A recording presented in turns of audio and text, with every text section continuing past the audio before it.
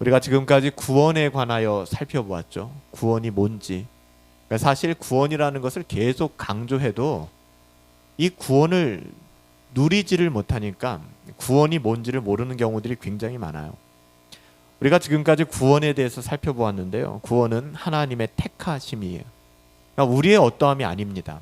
하나님이 우리를 택하신 거예요. 와, 이거를 깨닫게 되면 하나님의 은혜가 무엇인지를 알게 됩니다. 이거밖에 되지 않고 나도 날마다 내 자신에게 환멸을 느끼며 정말 나도 내 자신을 사랑할 수 없을 만큼, 여러분 오늘 하루 잘 지내셨습니까? 오늘 새벽 경건을 통해서 우리가 좀 화를 참아봅시다, 화내지 맙시다, 인내함으로 견뎌봅시다 했는데 여전히 돌아서서 분노하고 화내는 우리들의 모습을 보면서 여러분 어떻습니까?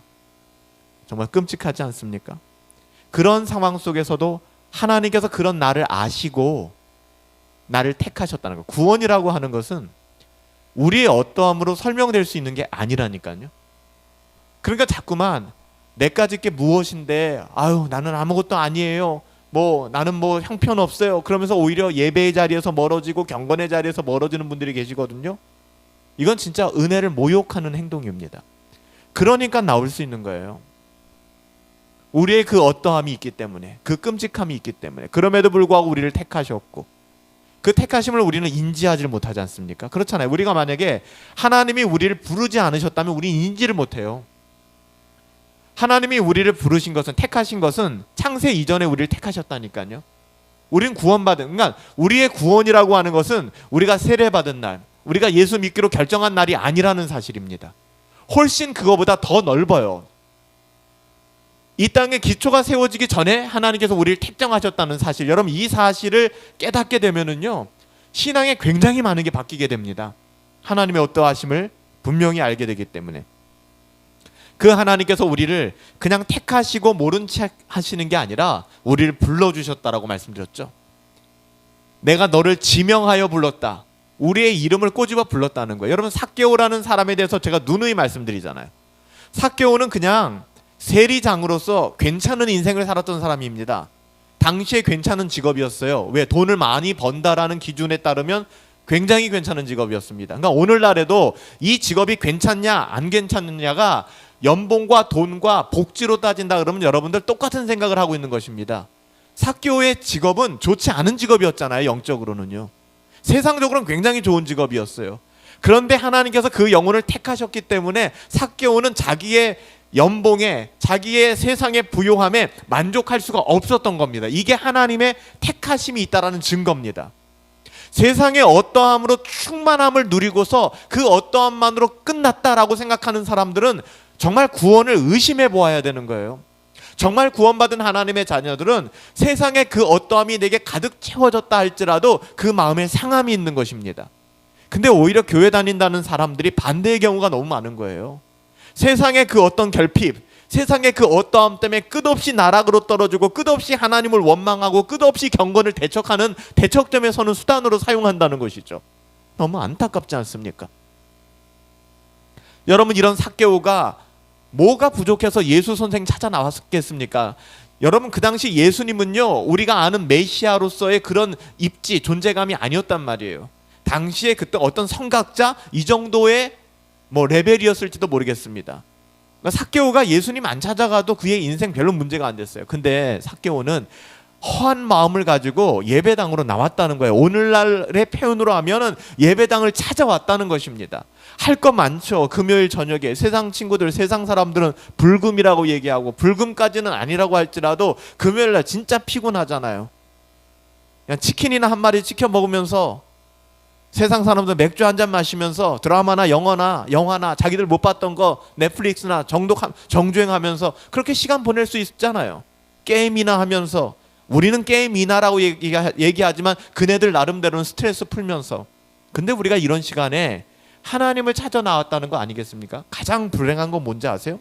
그렇게 하나님을 찾아 나왔음에도 불구하고 하나님 만나지 못하고 종교 생활로서 끝나고 돌아간다 그러면 제가 예언하건대 100% 시험 듭니다. 그래서 제일 어려운 상황이 어떤 상황인지 아세요? 금요 예배 빠지지 않고 주일 예배 빠지지 않고 경건에 빠지지 않았는데 그 안에 은혜가 없어요. 이런 사람들은 머지않아 시험에 듭니다. 도대체 뭐냐? 그러니까 더 안 좋은 상황에 빠지게 돼요. 그러니까 여러분 정신 바짝 차려야 됩니다. 이런 삭개오를 우리 주님께서, 삭개오가 주님을 찾아 나선 사건이 아니라니까요. 주님이 삭개오를 찾아 나선 사건이에요. 세상 사람들은 이해 못하는 거잖아요. 아니 시종일관 삭개오가 예수님을 찾아 나온 사건인데, 여러분 영적인 눈으로 보면 삭개오가 예수님을 찾은 게 아니라 예수님이 삭개오를 찾은 사건이라니까요. 택하신 삭개오를, 택하신 저와 여러분들을 부르신 자리가 바로 이 자리라는 거예요. 그가 예수님이 보이지 않으니까 높은 나무에 올라가서 예수님을 관찰하려고 할 때 예수님께서 기가 막힌 말씀을 하시잖아요. 삭개오야 거기서 내려오라. 그의 이름을 부르시지 않습니까? 놀라운 일이에요. 성경에 삭개오와 예수님이 일면식도 없단 말입니다. 만난 적도 없어요. 근데 예수님께서 그 많은 군중들 가운데 그 나무 위에 올라간 한 사람의 이름을 지명하는 겁니다. 삭개오야 너 내려와라. 여러분 이게 중요한 사건이에요. 여러분 금요 예배 암만 나와봤자, 주일 예배 암만 나와봤자, 여러분들이 하나님 앞에 암만 경건생활 해봤자 이 사건이 없다면, 부르심의 사건이 없다면 우리들의 인생에 변화가 없습니다. 삭개오의 이름을 불러주니까 삭개오가 예수님 앞에 나오게 되지 않습니까? 여러분 우리가 똑같다고요. 그런 다음에 삭개오에게 나타난 것은 무엇이었다고 말씀드렸어요? 그 부르심을 듣고 지난주에 말씀드렸죠. 돌이켰잖아요. 그의 전 재산, 목숨보다 소중하게 여겼던 전 재산을 팔아서 가난한 사람들에게 묻지도 따지지도 않고 그냥 기부했습니다. 율법이 요구하는 것 이상으로 내가 네게 토색한 것이 있고 다른 사람의 뒤통수를 쳐서 얻은 이익이 있다면 율법이 기록한 것보다 훨씬 더 많은 액수로 보상해 주겠다고 얘기합니다. 여러분 제가 이걸 뭐라고 말씀드렸어요? 가치혁명이라고 말씀드렸죠. 가치관이 바뀌는 겁니다. 내가 어떻게 돈을 써야 되지? 내가 어떻게 시간을 써야 되지? 여러분 이것이 바뀌게 되는 거예요. 여러분 이런 전인격적인 변화를 뭐라고 얘기하는 거예요? 구원이라고 얘기하는 겁니다. 그래서 우리가 너무나 구원에 대해서 잘 알고 있지만 금요 기도회 예배를 통해서 다시 한번 그 구원의 기쁨과 즐거움을 좀 회복해보자. 그래서 제가 시리즈로 하나님의 택하심이 우리의 구원이다, 하나님의 부르심이 우리의 구원이다, 그 부르심을 듣고 우리가 해야 될 것은 돌이키는 것이다. 날마다 돌이키는 것이다. 그러니까 한 번 돌이키고 끝나는 게 아니라 날마다 돌이키라는 거예요. 여러분 돌이킴이 뭐라고 말씀드렸어요? 이제까지 오로지 나 자신만을 위해서 모든 관심이 나요. 내가 기분 좋으면 헤헤거리고 내가 기분 나쁘면 입쭉 나오는 게 인생입니다. 근데 신자들은 달라야 된다는 거예요. 예수 그리스도의 복음이 고상하다고 하는 것은 그것을 뛰어넘는 거라는 겁니다. 그런데 우리가 그것조차 뛰어넘지 못하는 세상의 그 감정 라인을 그대로 밟아간다 그러면 여러분 신자들이나 불신자들이나 뭐가 다릅니까? 이제까지 오로지 자기 자신만을 위해서 살아오던 삶의 방식과 기준이 하나님의 가치, 하나님의 뜻대로 변화되는 거예요. 이게 사람의 뜻으로 안 된다니까요. 그래서 제가 주일 설교를 통해서 말씀드렸잖아요. 흉내내지 말라고, 다친다고. 이건 흉내낼 수 있는 게 아니에요. 한번 해볼까? 우리의 의지로 결정으로 되는 게 아닙니다. 하나님의 은혜입니다. 그러니까 이 자리에서 단순해져야 돼요. 하나님 은혜 주세요. 제발 은혜. 내 은혜 없으면 못 살아요. 하나님. 여러분 은혜 없이 신앙생활 해보세요. 이건 저주입니다. 저주. 어떻게 우리가 신앙생활을 할 수가 있겠어요? 하나님 때문에 공부하는 거예요. 하나님 때문에 직장을 다니시는 겁니다. 하나님 때문에 연애하는 것이고 하나님 때문에 결혼하는 것이고. 여러분 이런 생각을 하면은요 단순해집니다. 우리 교회도 이제 결혼할 친구들이 있고 또 결혼한 신혼들도 있고 그렇지만 제일 답답한 게 뭔지 아세요? 요즘 세태가 그래요. 도대체 가정이라는 것을 어떻게 생각하고 있을까? 결혼이라는 것조차도 내가 너 좋고 나 좋고 생리적인 현상을 만족하기 위한 수단으로 결혼하는 거죠. 여러분 결혼은 그런 게 아니란 말이에요. 여러분 끔찍하지 않습니까? 제가 누누이 말씀드리지만 오늘날 젊은이들이, 오늘날 청소년들이 무엇으로 성을 배워요? 무엇으로 결혼을 배워요? 나는 솔로, 돌싱 뿐만 아니라 이제는 고등학교 때 사고 쳐가지고 아이 낳고 결혼한 그런 걸 에피소드로 다뤄요. 여러분 우리는 어떻게 살아가야 될까요? 어떻게 가르쳐야 될까요? 여러분 하나님 때문에, 그러니까 모든 것이 하나님 때문에, 여러분 그렇게 우리의 삶이 단순해지셔야 됩니다. 하나님을 먼저 생각하고 삶의 태도를 바꾸게 되는 것, 이게 가치혁명이에요. 우리가 살아가는 이유도, 인간의 타락한 본성은 단순합니다. 인간이 타락했다고 하잖아요. 저와 여러분 타락했잖아요. 타락한 본성은 자기중심적인 거예요. 끝없이 자기중심적입니다. 신앙생활도 자기중심적으로 합니다. 여러분 인간 그렇게 고상한 존재가 안 돼요. 너무 믿지 마세요. 인간이라는 존재가 뭐 그렇게 고상하고 믿을 만한 존재가 안 됩니다. 우리가 하나님의 사랑을 리플렉트해서 사랑해야 될 대상이지, 인간 믿지 마세요. 무슨 일이든지 자기의 만족과 유익이 있으면 거기에는 하나님의 말씀이 없어도 자꾸 따라가려고 하지 않습니까? 저와 여러분들도 그런 성향들이 있잖아요. 내가 만족할 수만 있다면. 근데 또 신앙에서도 이런 부분을 우리가 점검해 볼 필요가 있어요. 아, 신앙생활조차 내가 나의 만족함으로 신앙생활하는 거 아닌가? 그러니까 나의 환경과 상황이 어떠한가 상관이 없는, 느끼는 감정과 상관없이 여러분들은 신앙생활 하십니까? 하나님 때문에? 이게 건강한 거예요. 근데 대부분 우리가 신앙생활을 하다 보면 정말 하나님께서 왜 시험을 주시겠냐고요? 왜 어려움을 주시겠냐고요? 여러분 정신 바짝 차리세요.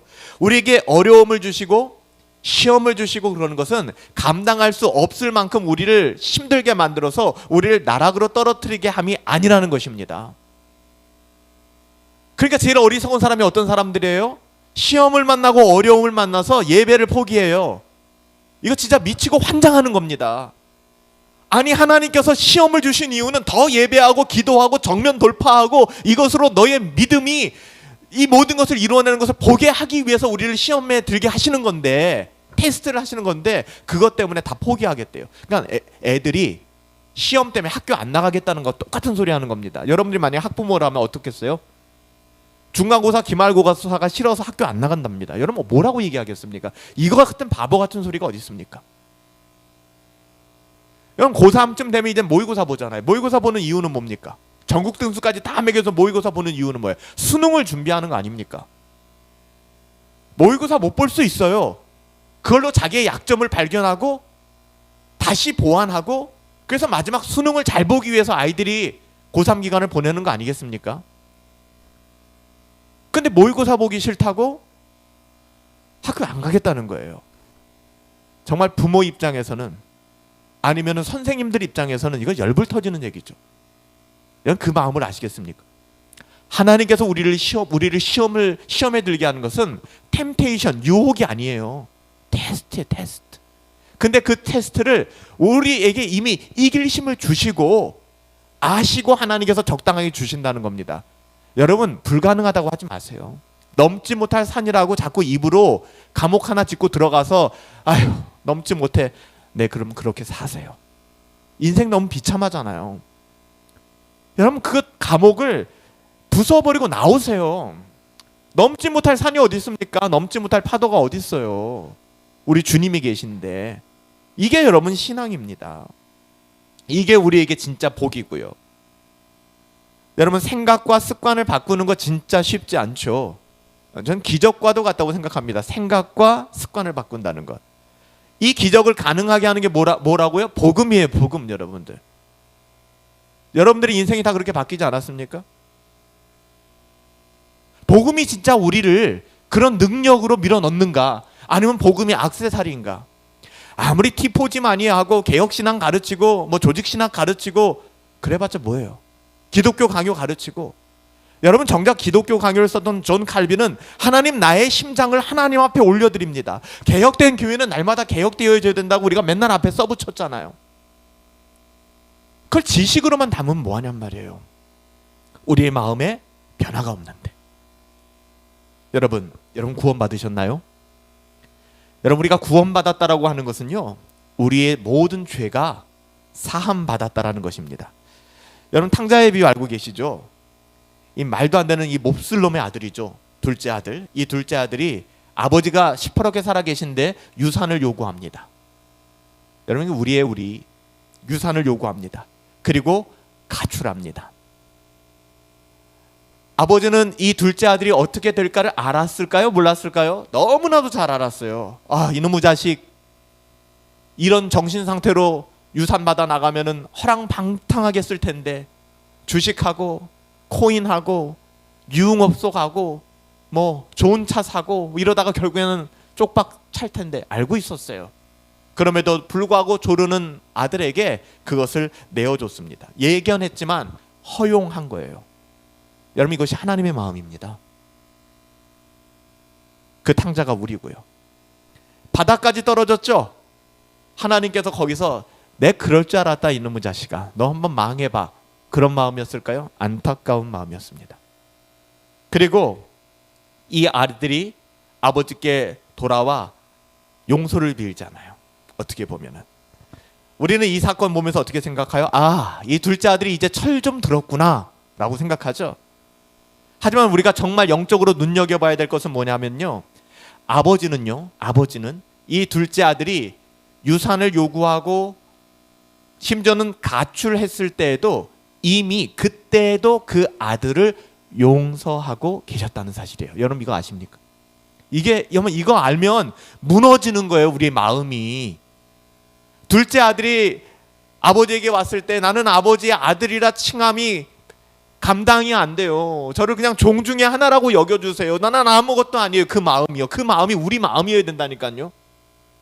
여러분들이 때로는 나락으로 빠지고 대놓고 불순종하고 하나님 능멸할 때 여러분이 용서를 구하는 그 시점에 대해서 하나님께서 그래 임마 용서할게가 아니라 하나님은 그 시점에도 용서하시며 여러분들을 그 모든 것들 가운데 허용하고 계셨다는 거예요.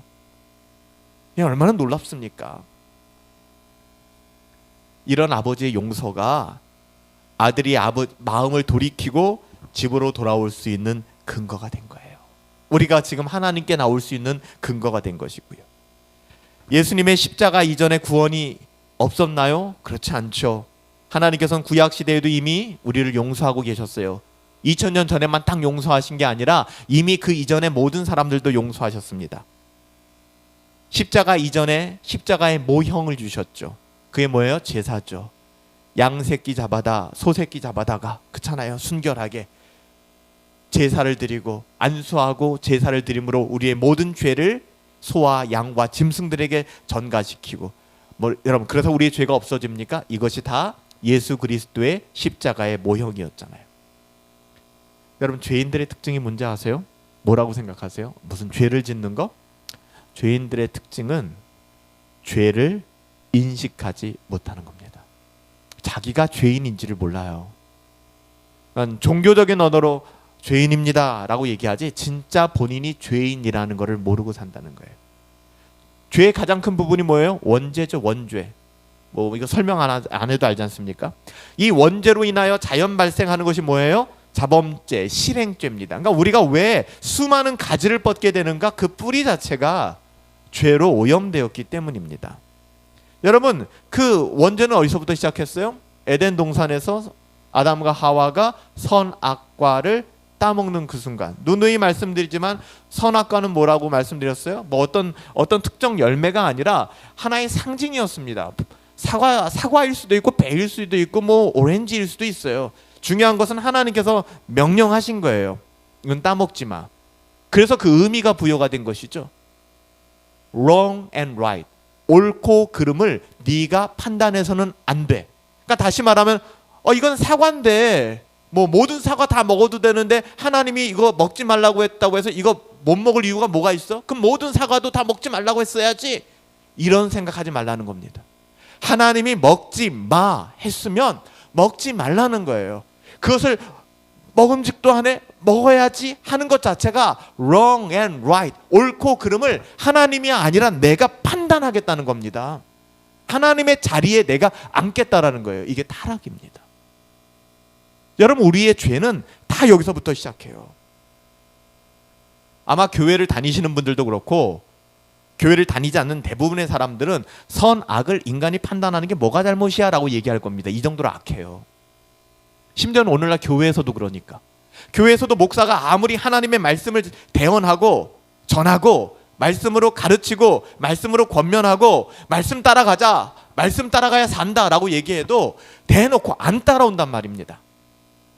여러분, 그게 선악과예요. 가지예요. 열매들이고요.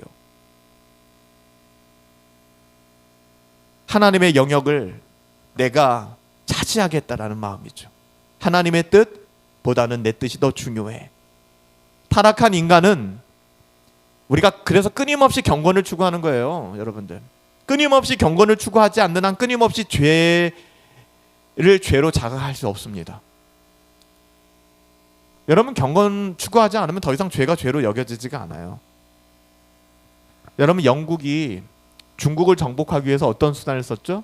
신사의 나라, 뭐 웃기지도 말라고 하세요. 무슨 영국이 신사의 나라입니까? 나라들 다 약한 나라들 정복해가지고 문화재 다 뺏어가지고 자기들 박물관 채운 사람들 아닙니까? 무슨 이 세상에 신사가 어디 있어요? 여러분, 영국 사람들이 이 중국 대륙을 정복하기 위해서 했던 게 뭐예요? 아편이잖아, 아편. 마약을 팔았다고요, 마약을. 그래서 중국을 아편 소굴로 만들어놨어요. 당시 처음에 중국 사람들이 아편을 선물 받았을 때 너무 좋았어요. 이거 피워보니까 생각하지도 못한 그런 환상적인 세계가 열리는 거죠. 얼마나 중독성이 강해요. 세상 문화 똑같습니다. 여러분, 예수 믿는 문화가 더 좋아요? 세상 문화가 더 좋아요? 솔직히 어떻습니까? 세상의 드라마가 다루고 있는 내용들이 더 좋아요? 아니면 종교가 가지고 있는, 성경이 제시하고 있는 것이 더 좋아요? 세상이 더 좋잖아요. 달콤하고 그렇게 살고 싶고. 그러니까 오늘날 청소년들, 또 우리 아이들, 청년들, 부모들이 바른 신앙관을 가지고 가치관을 심어주지 않으니까 이거는 믿음의 세대 자체가 없는 거예요. 다 붕괴해 나가는 것이죠. 아편과 같습니다. 아편. 처음엔 좋죠. 저는 이 세상이 점점 더 아편굴이 되어 간다고 생각합니다. 모여서 아편 피고 있는 거예요. 왜? 너무 행복하거든요. 멸망으로 이끄는 독약입니다. 마귀 사탄은 지금도 우리에게 위장된 선물인 아편, 세상의 문화, 세상의 쾌락 계속 타협하게 만들고 주는 것이죠. 여러분, 끊어야 됩니다. 중독. 제가 예전에 이제 강원랜드 쪽에 갔을 때 그 숙소에서 묵는데 그 책이 하나 있더라고요. 그 책이 이제 중독을 어떻게 끊을 수 있는가에 대한 내용들이에요. 왜냐하면 이제 카지노에 중독된 사람이 너무 많기 때문에. 여러분, 우리는 세상에 중독되면 안 되거든요. 한번 중독돼 보세요. 빠져나오기 너무너무 힘들어요. 결국 세상의 쾌락 따라가다가는 인생이 망하게 되는 것이죠. 영적으로, 육적으로 황폐하게 될 것입니다. 제가 단언합니다. 황폐하게 될 것입니다. 소돔과 고무라처럼 될 겁니다. 믿는 사람들이 소돔과 고무라 안에 들어갔으면 적응할 수 없는 거예요. 안 그런가요, 여러분들? 세상의 가치관들이 논해지고 세상의 그 가치관들이 이야기될 때 더러워서 미칠 것 같아서 내 마음이 뒤집어질 것 같은 그 고통이 있어 보셨냔 말이에요. 죄라고 하는 것은 결국 하나님과의 단절인데, 죄를 먹고 마시면서도 두려운 마음이 안 든다면 여러분, 그건 문제 있는 거 아니에요? 아니, 죄를 짓고 사람은 죄를 지을 수밖에는 없어요. 근데 그 죄 가운데 있음에도 불구하고, 아편굴에 머물고 있음에도 불구하고 불편함이 없다 그러면 이건 정말 문제잖아요. 진짜 문제예요, 그거는. 여러분, 구원이란 거 단순합니다. 날마다 우리는 구원을 새롭게 해야 되는데요, 구원이라고 하는 것은 우리가 하나님께로 돌아가는 겁니다. 돌아오세요. 오늘 이 시간 우리가 하나님께로 돌아가야만 합니다. 여러분, 그렇게 돌아갈 수 있는 근거는 탕자의 아버지잖아요. 아버지. 하나님이 우리를 이미 용서하셨다고요. 오직 예수 그리스도의 그 십자가 바라보고. 여러분, 우리 십자가로 구원받았잖아요. 우리는 죄로 인하여 하나님의 진노와 심판에 이를 수밖에 없게 되었는데, 예수 그리스도께서 우리의 모든 죄를 인간의 몸을 입고 이 땅 가운데 오사 십자가의 대속, 대신 죽으심으로 말미암아 우리를 구원하셨습니다. 하나님께서 택하신 자들은 이것을 믿음으로 고백하게 되는 것이죠. 쉽게 말하면 우리를 택하셨기 때문에 하나님이 부르심이 있는 것이고요, 여기에 우리 합당한 믿음의 반응이 있는 것입니다. 다시 말하면 믿음으로 응답해서 돌이키는 것, 여러분, 이것이 신자의 증거라는 거예요. 히브리서 9장 27절에서 28절에 이렇게 얘기합니다. 한 번 죽는 것은 사람에게 정해진 것이요, 그 후에는 심판이 있으리니. 어떤 법의학자가 나와서, 전남대학교 그 법의학자가 나와서 그런 얘기를 하는 걸 제가 본 적이 있어요.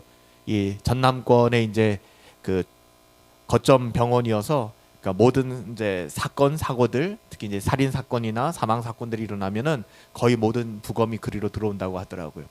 근데 이 부검이가 뭐 직업병에 대해서 이야기를 하니까 이런 이야기를 하더라고요. 어떤 사람에게 일어난 그 사건은 누구에게나 일어날 수 있는 사건이다. 너무나 단순한 이야기지만 많은 것을 생각하게 하는 이야기예요.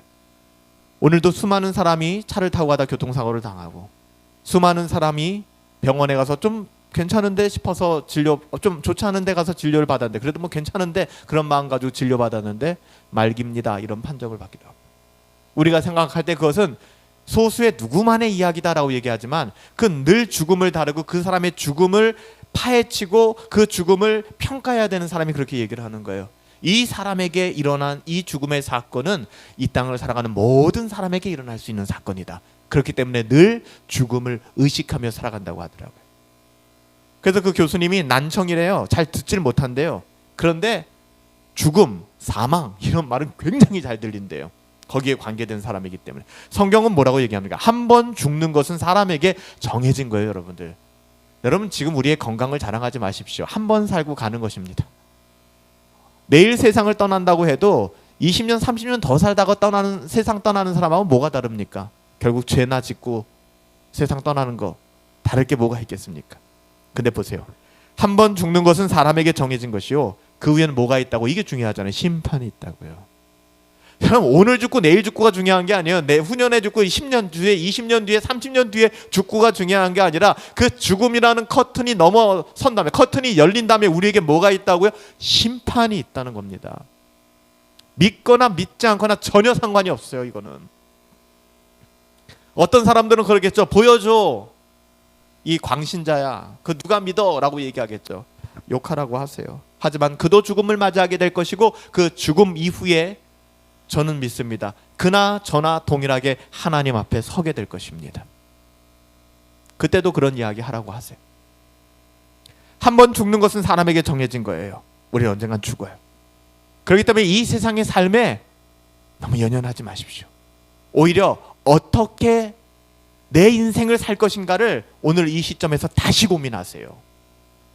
여러분 심판이란 뭡니까? 다른 게 아닙니다. 우리 하나님 앞에서 우리의 인생을 설명하는 것이 심판입니다. 내가 어떻게 살아왔는가를 설명해야 될 때가 온다는 거예요. 잊지 마세요. 여러분 이미 우리가 그분 앞에 설 때 그분은 우리의 모든 기록을 다 가지고 계십니다. 그분 앞에 서는 거예요. 여러분 우리가 어떻게 그런 분 앞에서 우리의 모든 기록을 다 가지고 계신 분 앞에 서가지고서 고개를 뻔뻔하게 들고 우리의 삶을 설명할 수 있을까요? 여러분 그렇기 때문에 은혜가 중요한 겁니다. 은혜 아니면 그 자리에 설 수 없다는 얘기를 하는 거예요. 우리의 어떠함이 아니라고요. 오직 예수 그리스도의 은혜가 아니고서는 우리의 인생이 그분 앞에서 조금이라도 의롭다라고 설명될 수가 없다는 겁니다. 우리의 어떠함은 절대 불가능하다는 거예요. 그래서 예수 믿으라는 겁니다. 그래서 예수 의지하라는 거예요. 여러분들 다른 게 아니라고요. 그냥 예수 천당 불신지옥, 예수 믿으면 천국 가, 이런 싸구려 복음이 아니라는 것입니다. 그 예수가 내 안에 있고 예수를 믿으면 우리의 인생이 바뀐다고요. 가치의 혁명이 일어난다고요. 살아가는 방식이 다르다고요. 불평할 수밖에 없죠. 원망하고 짜증낼 수밖에 없어요. 그렇지만 그런 일들이 현격히 줄어들게 되고 그럴 때마다 그런 나를 부끄럽게 생각하게 되고 점점 자기 자신을 은혜 안에서 어제보다 나은 오늘을 살아가게 된다는 겁니다. 여러분. 이게 복음의 능력이잖아요. 이게 중요한 거 아니겠습니까? 말씀 정리할게요. 하나님 앞에서 정말 중요한 일은 뭔지 아십니까? 제가 아까도 말씀드렸죠. 20대 청년 갓 회심해서 주님 만난 이후에 그 세상의 문화가 너무 역겹게 싫었다고요. 못 견디게 싫었어요. 세상의 문화들이. 그래서 처음 교회 갔을 때 담배도 피고 술도 마셨어요. 초신자 때. 정말 속상했던 게 뭔지 아세요? 제가 다니던 교회가 그래도 보수적이고 성결교회였는데 제 친구랑 그 교회 찾아가서 처음 신앙생활한 다음에 그냥 얕은 생각으로 교회 옆에 골목에 가면 사람들이 안 보겠지. 거기서 담배 피고 있었어요. 저랑 제 친구랑 처음 교회 가서 일요일날, 주일날. 그때 일요일이었죠. 근데 교회 누나 한 분이 교회에 있는데 와가지고서 얘기를 하는 거예요. 봤다는 거예요, 우리를. 너희들 담배 피는 거 봤다는 거예요. 근데 그 다음 말이 더 과간이에요. 뭐라고 얘기했어요? 난 다 이해해였어요. 그땐 그 말이 얼마나 고마웠는지 아세요? 근데 제가 예수 믿고 나서 보니까 너무너무 화가 나는 거예요. 그때 형제들 그러면 안 돼 라고 한마디라도 얘기했다면 제가 더 빨리 예수님 만나지 않았겠습니까? 더러운 짓을 하고 있는데 아무도 더럽다고 얘기 안 하는 거예요. 그걸 문화라고 얘기하는 거예요. 그 사람을 보호한다고 얘기하는 거예요. 뭘 보호해요? 하나님이 부르셨으면 하나님이 만지실 것이고요, 하나님이 세우실 거 아니겠습니까?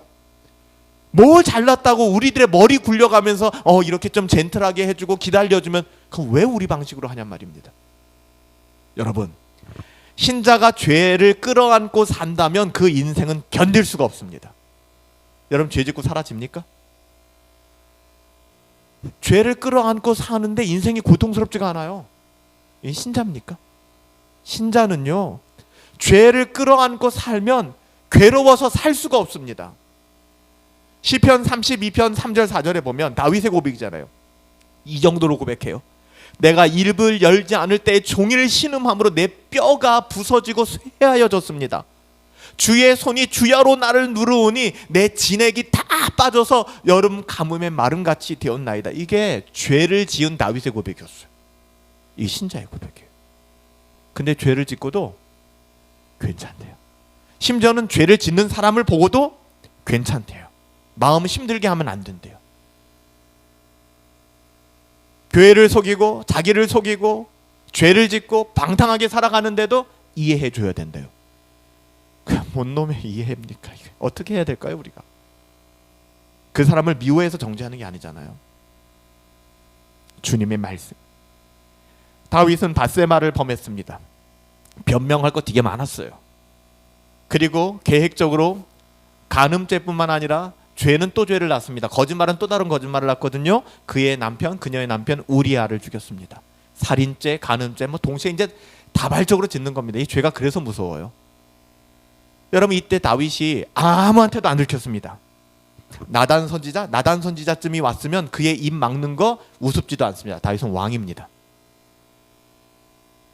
죄를 감추며 사는 게 다윗은 너무 힘들었어요. 뼈가 마르는 것 같았다고 합니다. 몸 안에 진액이 다 빠져나가서 마치 여름 가뭄에 말라버린 농작물 같았다라고 얘기해요. 여러분, 이런 마음 가지고 어떻게 살아갑니까? 묻고 싶은 거예요. 우리는 어떤가?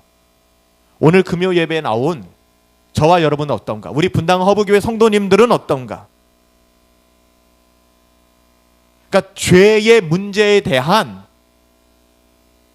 여러분 마음은 어떠냐는 거예요. 제가 여러분을 정죄하는 게 아니라 죄로 인한 여러분의 마음이 어떤가를 끊임없이 점검해 보라는 거예요. 입맛도 없고 잠도 이룰 수 없고 고통스러움으로 여러분 그렇게 죄를 대면하고 있습니까? 그래서 다윗이 시편 51편에 하나님, 주의 인자를 따라 내게 은혜를 베풀어 주세요. 은혜 없으면 안 돼요. 주의 많은 긍휼을 따라 내 죄를 좀 제발 좀 지워주세요. 나의 죄악을 맑게 좀 씻겨주시고 나의 죄를 좀 깨끗하게 해주세요. 물은 나는 나의 죄를 알아요. 항상 내 죄가 내 앞에 있어요. 어마어마한 표현이죠. 항상 내 죄가 내 앞에 있어요. 나 미칠 것 같아요. 그러니 예배당에 나올 수밖에 없는 거예요. 그러니 경건을 사모할 수밖에 없는 거예요. 그러니까 한나처럼 엘리 제사장 그 타락한 시대에, 홈리와 비느하스 그 타락한 시대에, 법궤마저 빼앗길 정도로 그렇게 타락한 시대에 한나가 예배당에 나와 통곡하고 무릎 꿇어 기도하는 겁니다. 하나님 은혜를 달라고. 이런 마음이 있냐고요. 이런 마음이 있냐고요. 여러분, 다윗 왕이었다고요. 기네스북에도 어떤 기네스북에는 등재되어 있어요. 다윗은 이 세상 가장 많은 것을 가진 부자였다. 솔로몬과 다윗. 다윗은 부족한 게 없습니다. 근데 죄책감에 시달리고 죄의식에 짓눌리기 시작하니까 이 죄를 벗어버리고 싶은 소원 그 이상이 아무것도 없는 겁니다. 여러분, 이런 마음이 있어요? 여러분, 이런 마음으로 예배에 나와야 되는 거예요. 이런 마음으로. 얼마나 고통스러운지. 그 죄를 끌어안고 사는 게. 죄 사함 받는 것 외에는 아무것도 눈에 들어오지 않는 것. 그 다윗 절박하잖아요. 주의 얼굴에서 내 죄를 돌이켜 주세요. 하나님, 내 속에 정한 마음을 좀 창조해 주실 수는 없어요? 내 안에 정직한 영 좀 새롭게 해주세요. 나 미치겠어요. 내 안에 성령을 거두지 마세요. 그럼 살려달라는 절규잖아요. 예배는 이런 현장이어야 되거든요. 하나님, 나 좀 살려주세요. 나 좀 도와주세요. 주의 성령이 내 안에 계신다면 구원의 기쁨을 다시 회복할 수 있다고 믿기에 다윗은 그 은혜를 간절히 구하고 있어요. 저와 여러분은 어떻습니까? 오늘 이 시간 어떤 마음을 가지고 나오셨나요? 우리도 그러기에 끊임없이 경건을 추구하기 위해서 이 자리에 나오신 거 아니에요? 마당만 밟고 가지 말라고요. 주의 지성도로 왜 자꾸만 옛날 얘기하세요? 왜 자꾸만 과거형으로 우리의 신앙을 도배하십니까? 옛날은 잘했든 못했든 다 잊어버리시고요. 지금 그리고 앞으로 치고 나가셔야 돼요. 자꾸 옛날 얘기하지 마세요. 네? 스스로 죄의 문제를 자각하게 될 때, 오늘 이 밤 하나님의 은혜를 주셔서 죄가 죄로 자각되기 시작할 때 비로소 간절함으로 구원을 사모하게 될 것입니다. 이것이 거듭난 신자에게 있어서 가장 중요한 거예요. 여러분, 죄 사함의 은혜를 누리시기 바랍니다. 죄 사함의 은혜를 누리시고 그 은혜가 무엇인가 진짜 깊이 누리시고 그 은혜를 전하며 나눌 수 있게 되기를 예수님의 이름으로 축복합니다. 살아계신 아버지 하나님, 오늘 이 밤 우리의 영혼을 붙들어 주시기를 간절히 원합니다. 하나님의 말씀이 우리의 영혼에 부딪혀 좌절되고 사라지는 것이 아니라 우리 영혼 깊숙한 곳까지 들어와 우리의 영혼을 흔들고 우리의 영혼을 변화시켜 주시옵시고 하나님 바꾸어 주시기를 간절히 원합니다. 살아계신 아버지 하나님, 우리의 영혼이 하나님의 은혜 가운데 깊이 들어가 모든 중하고 중한 죄짐 다 벗어버리고 이 세상 곤고하고 힘들고 어렵지만 주님 바라보게 하십시오. 슬픔 많은 이 세상 하나님의 나라로 바꾸게 될 것입니다. 하나님의 나라 바라보며 나갈 수 있도록 인도하여 주시옵소서. 예수님의 이름으로 기도하옵나이다. 아멘. 내 영혼이 은총 입어. 우리 하나님 찬양합시다. 우리 기도하는 마음